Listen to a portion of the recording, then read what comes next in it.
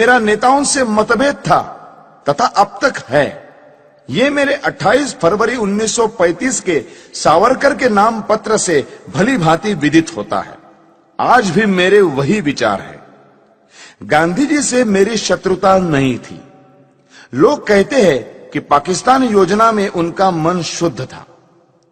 मैं ये बताना चाहता हूं कि मेरे मन में देश प्रेम के अतिरिक्त कुछ न था।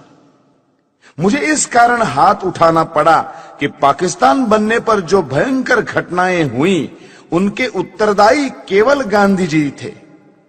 मुझे यह पता था कि हत्या के बाद लोगों के विचार मेरे विषय में बदल जाएंगे। समाज में मेरा जितना आदर है वो नष्ट हो जाएगा। मैं जानता था कि समाचार पत्र बुरी तरह मेरी निंदा करेंगे, किंतु मैं नहीं जानता था कि अखबार इतने पतित हो जाएंगे कि सत्य का गला घोंट देंगे। समाचार पत्रों ने कभी निष्पक्षता से नहीं लिखा। यदि वे देश के हित का अधिक ध्यान रखते और एक मनुष्य की व्यक्तिगत इच्छाओं को कम ध्यान देते तो देश के नेता पाकिस्तान स्वीकार न करते। समाचार पत्रों की ये नीति थी कि लीडरों की गलतियों को प्रकट न होने दिया जाए। देश का विभाजन इससे सरल हो गया। ऐसे भ्रष्ट समाचार पत्रों के डर से मैंने अपने निश्चय की दृढ़ता को विचलित नहीं होने दिया। कुछ लोग कहते हैं कि यदि पाकिस्तान न बनता तो आजादी न मिलती। मैं इस विचार को ठीक नहीं मानता। लीडरों ने अपने पाप को छिपाने के लिए यह बहाना बनाया है। गांधीवादी कहते हैं कि उन्होंने अपनी शक्ति से स्वराज्य पाया। यदि उन्होंने अपनी शक्ति से स्वराज्य लिया है तो उन्होंने हारे हुए अंग्रेजों को पाकिस्तान की शर्त क्यों रखने दी और शक्ति से क्यों न रोका? मेरे विचार से महात्मा और उनके अनुयायियों की एक ही पॉलिसी रही, और वो ये कि पहले यवनों की मांग पर विरोध दर्शाना, फिर हिचक दिखाना और अंत में आत्मसमर्पण कर देना। इसी प्रकार पाकिस्तान की रूपरेखा स्वीकार कर ली गई। 15 अगस्त 1947 को छलपूर्वक पाकिस्तान स्वीकार कर लिया गया। पंजाब, बंगाल, सीमा प्रांत और सिंध के हिंदुओं का कोई विचार नहीं किया गया। देश के टुकड़े करके एक मजहबी धर्मनिष्ठित मुस्लिम राज्य बना दिया गया। मुसलमानों को अपने अराष्ट्रीय कार्यों का फल पाकिस्तान के रूप में मिल गया। गांधीवादी नेताओं ने उन लोगों को देशद्रोही सांप्रदायिक कहकर पुकारा जिन्होंने पाकिस्तान का विरोध किया था, और पाकिस्तान स्वयं स्वीकार करके जिना की सब बात मान ली। इस दुर्घटना से मेरे मन की शांति भंग हो गई। पाकिस्तान बनाने के बाद कांग्रेस सरकार पाकिस्तान के हिंदुओं की रक्षा करती तो मेरा क्रोध शांत हो जाता। मैं नहीं देख सकता था कि जनता को धोखा दिया जाए। करोड़ों हिंदुओं को मुसलमानों की दया पर छोड़कर गांधीवादी कहते रहे कि हिंदुओं को पाकिस्तान से नहीं आना चाहिए और वही रहना चाहिए। इस प्रकार हिंदू मुसलमानों के चंगुल में फंस गए और विकट विपत्तियों के शिकार हुए। जब मुझे इन घटनाओं की याद आती है तो मैं कांप उठता हूं। प्रतिदिन सहस्त्रों हिंदुओं का संहार होता था। 15,000 सिखों को गोलियों से भून दिया गया। हिंदू स्त्रियों को नग्न करके जुलूस निकाले गए। उनको पशुओं की भांति बेचा गया। लाखों हिंदुओं को धर्म बचाकर भागना पड़ा। 40 मील लंबा हिंदू निराश्रितों का जत्था हिंदुस्तान की ओर आ रहा था। हिंदुस्तान शासन इस भयानक कृत्य का कैसे भयानक निवारण करता था? उन निराश्रितों को वायुयान से रोटियां फेंक कर।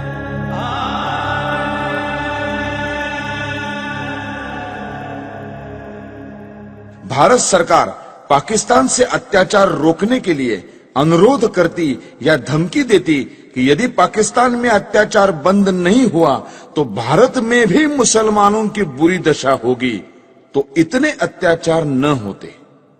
भारत सरकार गांधी जी के इशारों पर चलती थी और उसकी नीति कुछ और ही थी। यदि पाकिस्तान के हिंदुओं की रक्षा के लिए समाचार पत्र कुछ लिख देते थे तो यह अर्थ लिया जाता था कि वे हिंदू मुसलमान में मतभेद फैलाने का प्रयत्न कर रहे हैं। ऐसे कार्यों को अपराध माना जाने लगा और प्रेस इमरजेंसी एक्ट की धाराएं लागू करके एक के बाद एक दूसरी जमानत मांगी जाने लगी। मुझे भी अनेक नोटिस मिले और 16,000 रुपए की सुरक्षित निधि तक मांगी गई। श्री मोरारजी देसाई के न्यायालय बयान के अनुसार ऐसी 900 घटनाएं हुई। इतना ही नहीं, जब प्रेस प्रतिनिधि मंडल मोरारजी से मिलने गया तो उन्होंने उनकी एक न सुनी। इस प्रकार मुझे आशा न रही कि गांधीवादी कांग्रेस सरकार पर शांतिमय ढंग से दबाव डाला जा सकता है। जब इस प्रकार की घटनाएं हो रही थी तब पाकिस्तान या मुसलमानों के विरुद्ध गांधी जी ने एक भी शब्द नहीं कहा। हिंदू जाति और संस्कृति को मिटाने के लिए मुसलमानों ने जो अत्याचार किए उनका मूल कारण गांधी है। यदि भारत की राजनीति को भली भांति संभाला जाता तो ऐसा हिंदू संहार कभी न होता जैसा अब हुआ, और जिसका उदाहरण इतिहास में कहीं नहीं मिलता। सबसे महत्वपूर्ण बात यह है कि मुसलमानों से संबंध रखने वाली समस्याओं में गांधी जी ने कभी जनता के विचारों की ओर ध्यान नहीं दिया। गांधी जी की अहिंसा की आड़ में इतना रक्तपात हो चुका था कि जनता पाकिस्तान के पक्ष में किसी भी विचार का स्वागत करने के लिए तैयार न थी। स्पष्ट था कि जब तक पाकिस्तान में धर्मांध मुसलमान राज्य है तब तक भारत में शांति नहीं हो सकती। फिर भी गांधी जी इस प्रकार का प्रचार कर रहे थे और इस तरह के विचार पाकिस्तान के पक्ष में फैला रहे थे जैसा कर सकने में कोई कट्टर लीगी नेता भी सफल न हो पाता।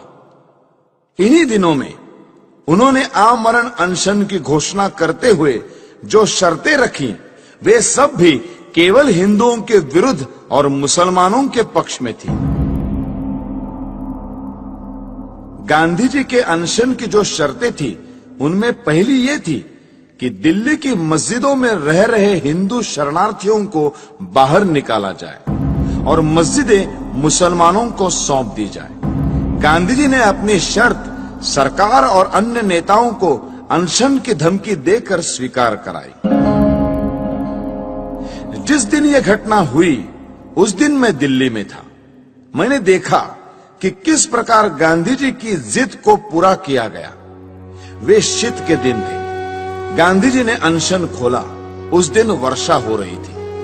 ऐसी असाधारण सर्दी और वर्षा में अच्छे स्थानों पर रहने वाले लोग भी कांप रहे थे। उस समय निराश्रित शरणार्थियों के कुटुंब मस्जिदों से सर्दी के मारे कांपते हुए निकाले गए। उनकी रक्षा का कोई प्रबंध नहीं किया गया। कुछ शरणार्थी जो कुटुंब और स्त्रियों सहित बिरला हाउस गए और उन्होंने नारे लगाए, गांधी जी हमें स्थान दो। उस भव्य भवन में रहने वाले गांधी तक उन निराश्रितों की आवाज नहीं पहुंच सकी। मैंने यह दृश्य अपनी आंखों से देखा जिसे देखकर कठोर से कठोर व्यक्ति का हृदय भी पिघल जाता। मेरे मस्तिष्क में इससे अनेक विचार आने लगे। मैंने सोचा कि क्या शरणार्थियों ने प्रसन्नता से इन मस्जिदों में डेरे डाले थे? नहीं, गांधी को भी उन स्थितियों का पूरा पता था जिनसे बाध्य होकर उन्हें अपने घर छोड़कर इन मस्जिदों की शरण लेनी पड़ी। पाकिस्तान में एक भी मंदिर या गुरुद्वारा सुरक्षित नहीं रहा। शरणार्थियों ने अपनी आंखों से देखा था कि किस प्रकार मुसलमानों ने केवल हिंदू मंदिरों और गुरुद्वारों को अपवित्र किया। जो हिंदू शरणार्थी दिल्ली शरण लेने के लिए आए थे उन्हें यहाँ कोई स्थान नहीं मिला। इसमें आश्चर्य की क्या बात है? यदि उन लोगों ने पेड़ों के नीचे और गली कूचों में न पड़े रहकर पंजाब में बीती हुई दुर्घटनाओं को स्मरण करके दिल्ली की व्यर्थ पड़ी मस्जिदों में शरण ली। मेरे विचार में इस प्रकार मस्जिदें मानवता की भलाई के लिए काम आ रही थी। गांधी जी ने यह निश्चय किया कि मस्जिदों को खाली कराया जाए वहां उनके रहने का दूसरा प्रबंध क्यों नहीं कराया? उन्होंने पाकिस्तान के मंदिर हिंदुओं को सौंपने की मांग क्यों नहीं की? जिससे पता चलता कि गांधी वस्तुतः अहिंसा के पुजारी है, हिंदू मुस्लिम एकता के इच्छुक है और उनमें निष्पक्ष आत्मशक्ति है। गांधी ने पूरी चालाकी की और अपने अनशन को खोलने के लिए पाकिस्तान के लिए एक भी शर्त न रखी। यदि वे रखते तो संसार देखता कि गांधी जी अनशन करते हुए स्वर्ग सिधार जाते और पाकिस्तान के एक भी मुसलमान को लेश मात्र दुख न होता। उन्होंने अपने अनुभव से देख लिया था कि उनके व्रत का जिना पर कोई प्रभाव नहीं पड़ता और लीग उनकी आत्मशक्ति की परवाह नहीं करती। अंत में यह कहना अनुचित न होगा कि गांधी के फूल यानी अस्थि भारत और विदेशों की बहुत सी नदियों में बहाए गए, परंतु ये अस्थि पाकिस्तान की सिंधु नदी में नहीं बहाई जा सकी। इस संबंध में पाकिस्तान में भारत के राजदूत श्रीयुत श्री प्रकाश जी का प्रयत्न निष्फल रहा। अब 55 करोड़ रुपयों की बात लीजिए। उप प्रधानमंत्री का निवेदन देखिए। गांधी जी ने स्वयं कहा है कि किसी गवर्नमेंट से उसका निर्णय बदलवाना कठिन हो जाता है, लेकिन भारत सरकार ने गांधी जी के अनशन के कारण पाकिस्तान को 55 करोड़ रुपए न देने का अपना निर्णय बदल दिया। गांधी जी का 21 जनवरी 1948 का प्रार्थना प्रवचन देखिए। सरकार ने 55 करोड़ रुपए न देने का निर्णय जनता के प्रतिनिधि होने के नाते किया था, लेकिन गांधी जी के अनशन ने इस निर्णय को बदल दिया। तब मुझे यह ज्ञात हुआ कि गांधी जी की पाकिस्तान परस्ती के आगे जनता के मत का कोई महत्व नहीं है। अपने प्रतिवृत्त के पहले खंड के पृष्ठ 143 पर न्यायमूर्ति कपूर ने उस समय वृत्तपत्रों में छपी प्रक्रिया का एक उदाहरण दिया है। अनुच्छेद 12A-45 इस प्रकार है। बंबई के साप्ताहिक नेशनल गार्डियन ने अपने 17 जनवरी 1947 के अंक में नेहरू शासन से हिंदुस्तान की घोर वंचना, पाकिस्तान ध्वंस से जो पा न सका वो गांधी जी के हट्टाग्रह से पा सका, इस शीर्षक के नीचे दिया था, अपने राष्ट्रीय जनों का जिससे नरसंहार होगा वो पैसे देने का कृत्य हम नहीं करेंगे। ऐसी गर्जना चल रही थी और सरदार वल्लभ भाई के ध्वंस को और दबाव में भीख नहीं डालेंगे, ऐसे वीरत्व के शब्द सुनने में आते थे। इतने में ही गांधी ने अनशन करके पाकिस्तान को करोड़ों रुपए देने को नेहरू शासन को बाध्य किया। 55 करोड़ प्रदान की स्वीकृति से लोग कैसे प्रक्षुब्ध थे, इसका ये उदाहरण है। मुसलमानों ने स्वतंत्रता आंदोलन का विरोध किया, इसीलिए पाकिस्तान बना। जिन्होंने पाकिस्तान का पक्ष लिया उनको पांचवें स्तंभी कहा गया है, उनकी निंदा की गई है। परंतु मेरी दृष्टि में गांधी जी ने पाकिस्तान का पक्ष सबसे अधिक लिया और कोई शक्ति उनको रोक नहीं सकी। इस स्थिति में हिंदुओं को मुसलमानों के अत्याचारों से बचाने का एक ही उपाय था कि गांधी का अंत कर दिया जाए। गांधी जी राष्ट्रपिता के नाम से पुकारे जाते हैं, जो अत्यंत सम्मान का पद है, पर वे पिता का कर्तव्य पालन करने में असफल रहे। उन्होंने तो बड़ी निर्दयता से राष्ट्र के 2 टुकड़े कर दिए। यदि वे सच्ची आत्मा से पाकिस्तान का विरोध करते तो लीग कभी भी इतनी सुदृढ़ता से ये मांग न रख पाती और अंग्रेज पूर्ण प्रयत्न करके भी इसे न बना पाते। देश की जनता पाकिस्तान बनाने की घोर विरोधी थी, पर गांधी जी ने जनता को धोखा दिया और मुसलमानों के पाकिस्तान का पिता सिद्ध किया है।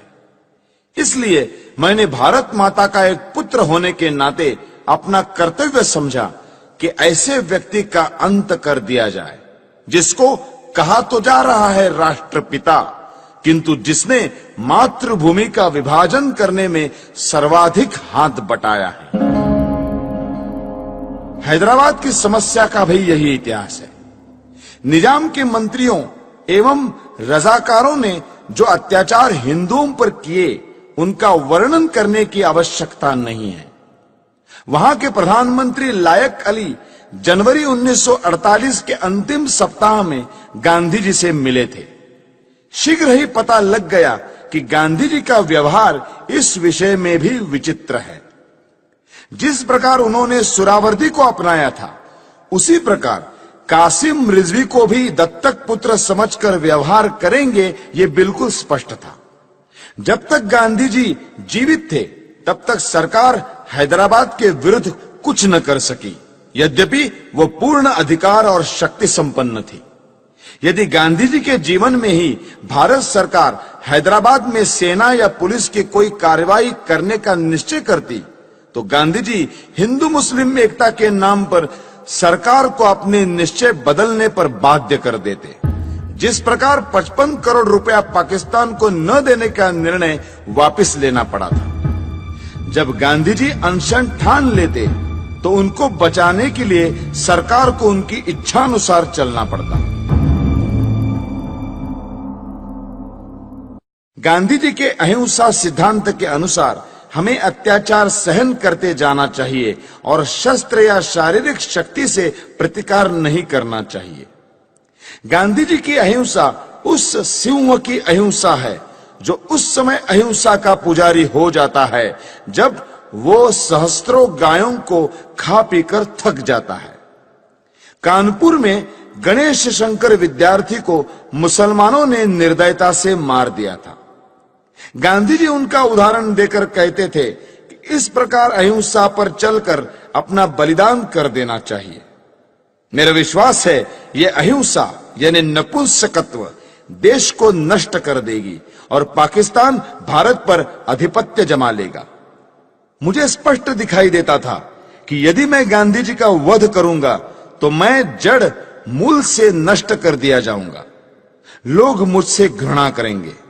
मेरा सम्मान जो मुझे प्राणों से अधिक प्रिय है नष्ट हो जाएगा। किंतु साथ में मैं ये भी जानता था कि गांधी जी सदा के लिए विदा हो जाएंगे तो देश की राजनीति में शस्त्र प्रयोग और प्रतिकारात्मक कार्यवाही को स्थान मिलेगा। देश शक्तिशाली होगा। मैं अवश्य मरूंगा, किंतु देश अत्याचारों से मुक्त होगा। सब मुझे मूर्ख कहेंगे, पर देश ऐसे मार्ग पर चलेगा जो उचित होगा। यही सोचकर मैंने गांधी जी का अंत करने की ठानी। मैंने अपना निर्णय किसी को नहीं बताया। 30 जनवरी 1948 के दिन मैंने गांधी जी का वध किया। मेरे पास कहने को और कुछ नहीं है। यदि देशभक्ति पाप है तो मैं पाप मानता हूं। मैंने पाप किया है। यदि प्रशंसनीय है तो मैं अपने आप को उस प्रशंसा का अधिकारी समझता हूं।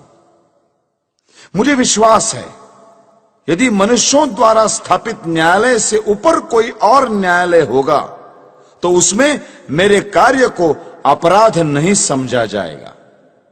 मैंने देश और जाति की भलाई के लिए यह काम किया है।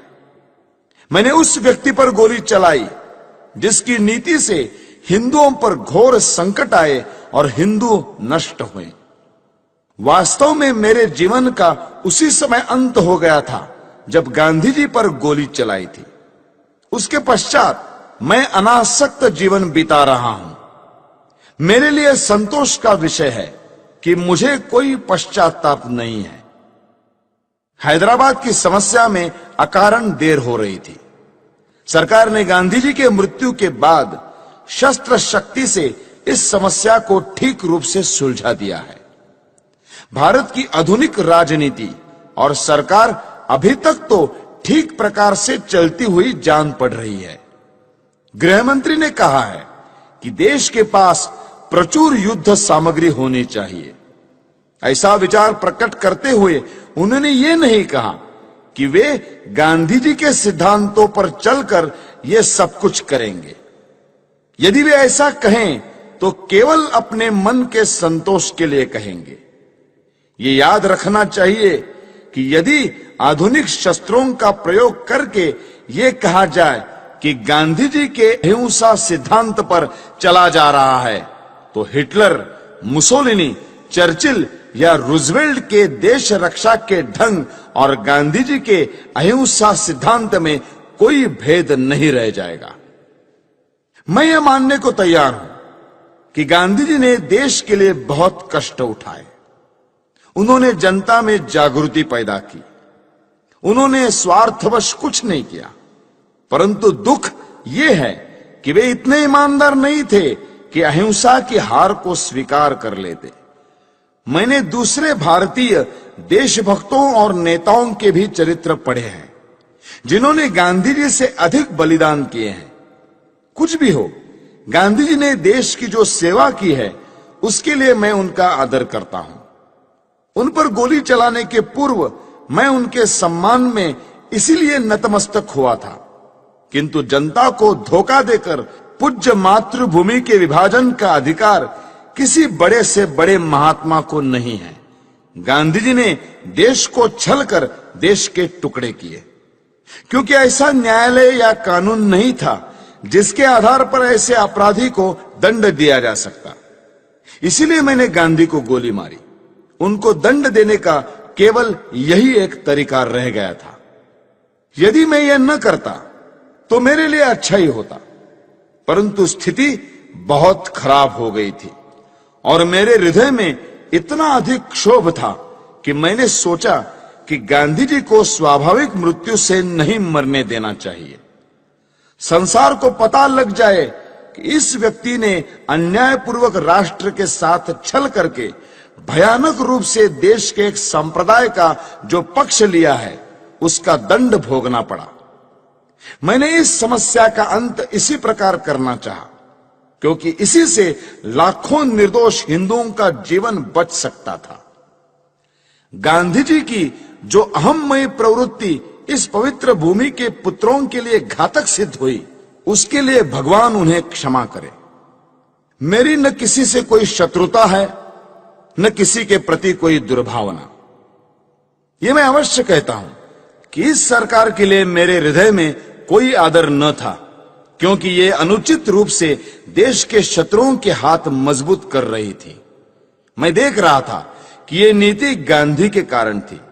अब ऐसे व्यक्ति का अंत हो जाने के बाद वो राष्ट्र निर्माण की योजनाओं पर कार्य करने के लिए स्वतंत्र है। किंतु मुझे यह कहते दुख होता है कि प्रधानमंत्री नेहरू के भाषणों और कार्यों में बड़ा अंतर है।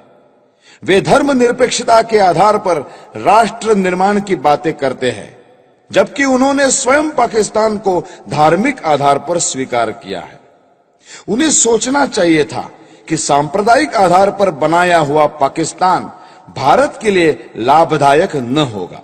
फिर भी सब कुछ सोचने के पश्चात मेरे हृदय ने कहा कि गांधी जी के विरुद्ध काम करना चाहिए। किसी ने मुझ पर इस संबंध में कोई दबाव नहीं डाला और न ही कोई डाल सकता था।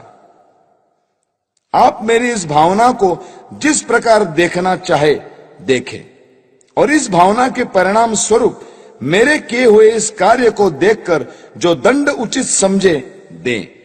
इस विषय में कुछ कहने की मेरी इच्छा नहीं है। मैं किसी प्रकार की दया नहीं चाहता। मैं ये भी नहीं चाहता कि मेरी ओर से कोई दया की याचना करे। इस अभियोग में बहुत से मनुष्यों को मेरे साथ इस अपराध में ले लिया है। उन पर आरोप है कि उन्होंने षड्यंत्र रचा। इस विषय में मैं पहले ही कह चुका हूं कि इस कार्य में मेरा कोई साथी नहीं था। स्वयं मैं और केवल मैं ही इसका उत्तरदायी हूं। यदि दूसरे लोग इसी दोष के लिए नहीं खड़े किए जाते तो मैं अपने लिए बचाव भी न करता। न्यायालय को मालूम है कि 30 जनवरी 1948 के कृत्य से संबंधित साक्षीदारों की परिपरीक्षा यानी क्रॉस एग्जामिनेशन न ली जाए, ऐसी मेरी इच्छा थी और मेरे विधिज्ञों को भी मेरा वैसा आग्रह रहा था। इससे मैं अपने लिए बचाव नहीं कर रहा, यह स्पष्ट होगा। मैं इस बात को पहले ही बता चुका हूं कि 20 जनवरी को मैं शांतिमय प्रदर्शन के पक्ष में न था। अपने सिद्धांतों का प्रचार करने के लिए यह उपाय मुझे व्यर्थ प्रतीत होता था। फिर भी मैंने प्रार्थना सभा में होने वाले उस प्रदर्शन में सम्मिलित होना स्वीकार कर लिया। यद्यपि इसमें सम्मिलित होने की मेरी आंतरिक इच्छा न थी। दैव योग से मैं उसमें सम्मिलित न हो सका और किसी कारण से जब यह प्रयत्न सफल भी नहीं हुआ तब मुझे बड़ी निराशा हुई। आपटे और अन्य लोगों ने पूना, बंबई, ग्वालियर में स्वयं सेवकों के लिए जो परिश्रम किया था उसका कुछ भी फल नहीं निकला। तब गांधी जी के वध के अतिरिक्त मेरे लिए दूसरा मार्ग नहीं रह गया था। इन्हीं विचारों में खोया हुआ जब मैं दिल्ली के शरणार्थी कैंप में घूम रहा था तो मुझे एक फोटोग्राफर मिला जिसकी कमर में कैमरा लटक रहा था। उसने मुझे फोटो उतरवाने के लिए कहा। वो शरणार्थी ही प्रतीत होता था। मैंने फोटो खिंचवा लिया। जिस समय मैं स्टेशन पर आया मैंने आपटे को 2 पत्र लिखे जिसमें अपनी मानसिक दशा का वर्णन किया और अपने फोटो भी भेज दिए।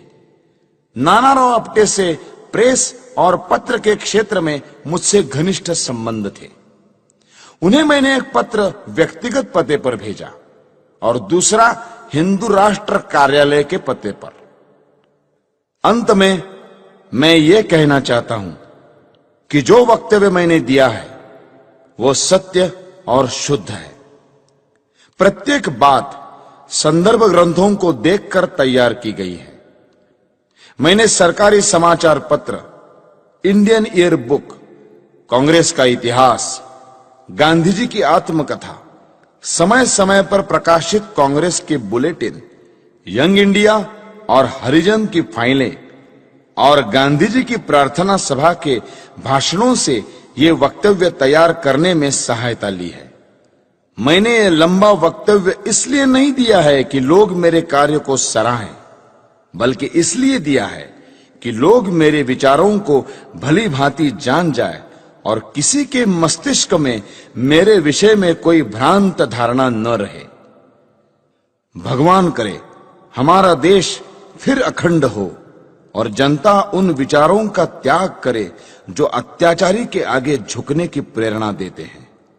भगवान से यही मेरी अंतिम प्रार्थना है। मेरा वक्तव्य अब समाप्त हो चुका है। आपने इसे ध्यान से सुना और सुविधाएं दी, उसके लिए मैं कृतज्ञ हूं।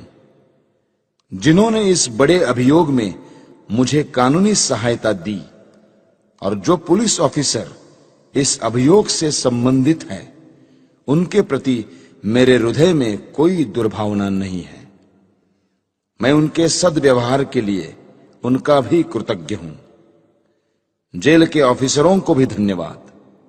उन्होंने मेरे साथ बहुत अच्छा व्यवहार किया है। यह सत्य है कि मैंने 300-400 लोगों के बीच दिन के समय गांधी पर गोलियां चलाई। मैंने भागने का कोई प्रयत्न नहीं किया। वास्तव में भागने का विचार मेरे मस्तिष्क में आया ही नहीं। मैंने अपने ऊपर गोली चलाने का प्रयत्न भी नहीं किया। आत्मघात करने का मेरा कभी विचार न था, क्योंकि मैं अपने विचारों को खुले न्यायालय में प्रकट करना चाहता था। आलोचनाओं के बावजूद भी मैंने जो कृत्य किया उसके नैतिक पक्ष पर मेरी आत्मा कभी विचलित नहीं हुई। मुझे किंचित भी संदेह नहीं कि भविष्य में सच्चाई और ईमानदारी से इतिहास के इस अध्याय को इतिहासकार लिखेंगे तो वे मेरे कार्यों और उसके परिणाम का सही मूल्यांकन करेंगे। अखंड भारत अमर रहे। वंदे मातरम। दिल्ली, 8 नवंबर 1948। नथुराम विनायक गोडसे। अभियुक्त क्रमांक 1।